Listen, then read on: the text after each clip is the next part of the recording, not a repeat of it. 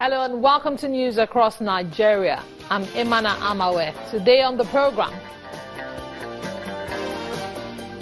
Koko Diagbena community cries out for help over erosion fears.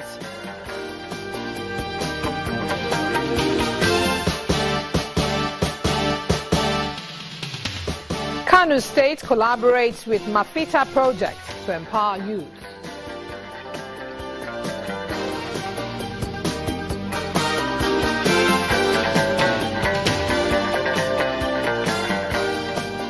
An Anambra State governor inspects more road projects.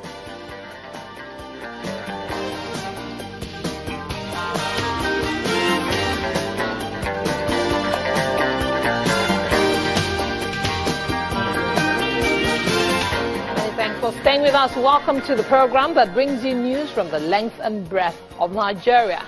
Members of Koko Diagbena community in Baramatu Kingdom, Warri Southwest local government area of Delta State, are concerned about the erosion challenging their environment. Community leaders, children and youths are appealing to the federal and state governments to intervene, especially in the abandoned sand filling project by the NDDC, which was designed to reduce the impact of erosion.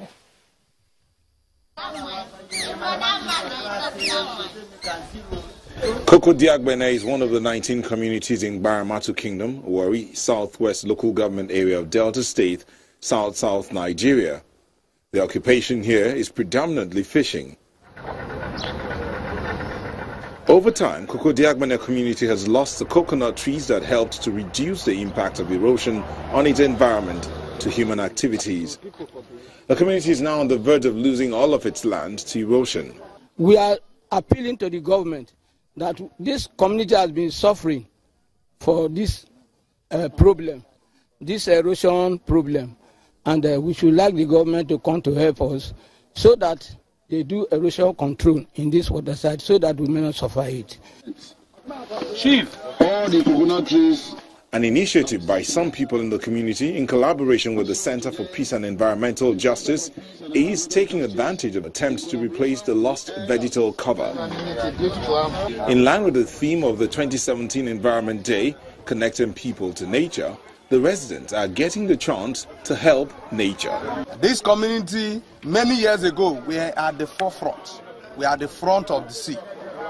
Today, we have been relocating from one stage to the other. And NDDC have awarded this contract, the sand filling of this place, for good 3 times. And up to this moment, they have not been able to complete it. Baby steps. That's how this effort by the people to protect their land might be described. But assistance from government at all levels will give the people of Koko Diagbena and other communities hope and the view of a better future. The Benue State government is enforcing the new Kidnapping Law, which carries a death sentence. The law, which came into force on May the 22nd this year, provides for death penalty once the abducted person dies in the hands of the kidnappers. The first suspect, Isaac Atso, a 33-year-old, said to be a kidnapper, will be tried under this new law anytime this week.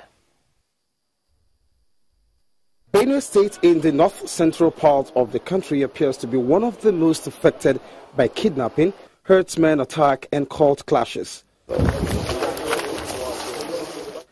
And to curb this growing trend, Governor Samuel Otom on May 22nd signed the death penalty law for kidnappers.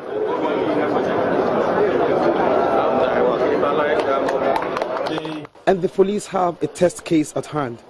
Anyone who kidnaps, adopt or unlawfully detain another person shall be liable to be sentenced to death.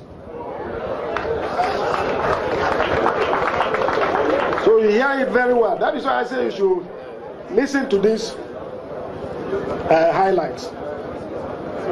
Any person who gives himself as a volunteer hostage shall be guilty of an offense and shall, on conviction, be sentenced to 10 years imprisonment.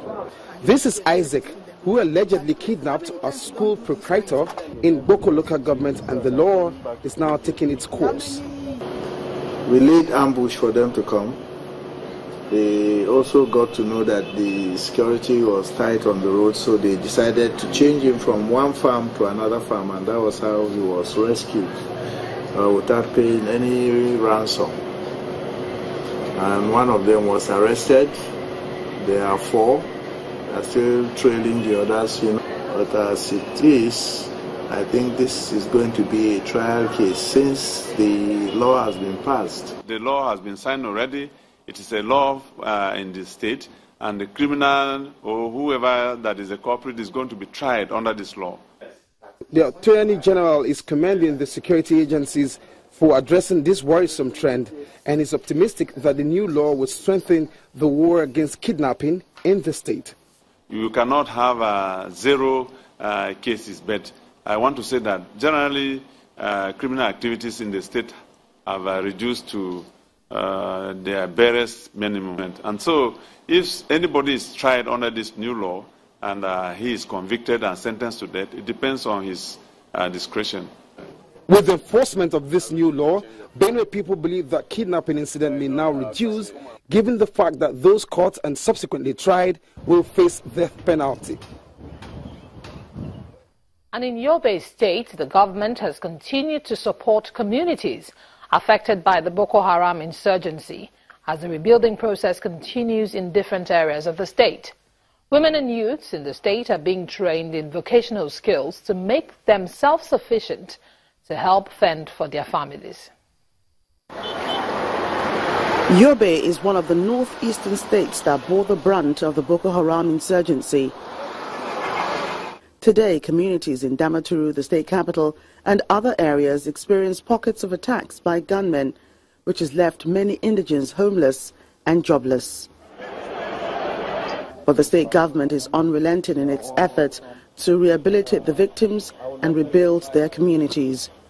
One of the steps being taken is the empowerment of women from Gaidam and Yunusari local government areas, where communities worst hit by the violence are located. The beneficiaries were chosen through the Northeast Regional Initiative in collaboration with the Ministry of Women Affairs. In order to reduce the GBV, that's gender-based violence among women, efforts must be made to build local capacities, especially among the urban and rural women, especially those affected by the insurgency, to be economically self-reliant and to be able to develop themselves and their dependents. These materials that are given will go a long way in helping women to better their lives, because they are among the worst hit by the insurgency problem in this part of the state.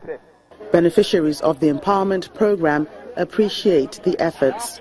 Once you assure the donors that the materials will not be sold, I will use it to fight the poverty endemic in our society. In Damaturu, the state capital, about 2,000 youth are also undergoing training to become entrepreneurs. It is a known fact that an idle mind is a devil's workshop. Therefore, lack of education, especially vocational education, might have contributed immensely to the emergence of Boko Haram. We therefore appreciate and thank NERI for this intervention. The assistance cannot be sustained without developing the young, the youth, to be professional and skillful. So any assistance that is coming in that direction is worth commending. The Nigerian army has been consistent in its efforts to stop the insurgency in northeast Nigeria, which has brought relative peace to Yobe State. What the people need now is equal consistency from the government and other Nigerians willing to help to get back on their feet. And as part of efforts to continue the fight against terrorism, the Nigerian Air Force is partnering United Kingdom for the training of its counter-terrorism team. Details coming up after this time out.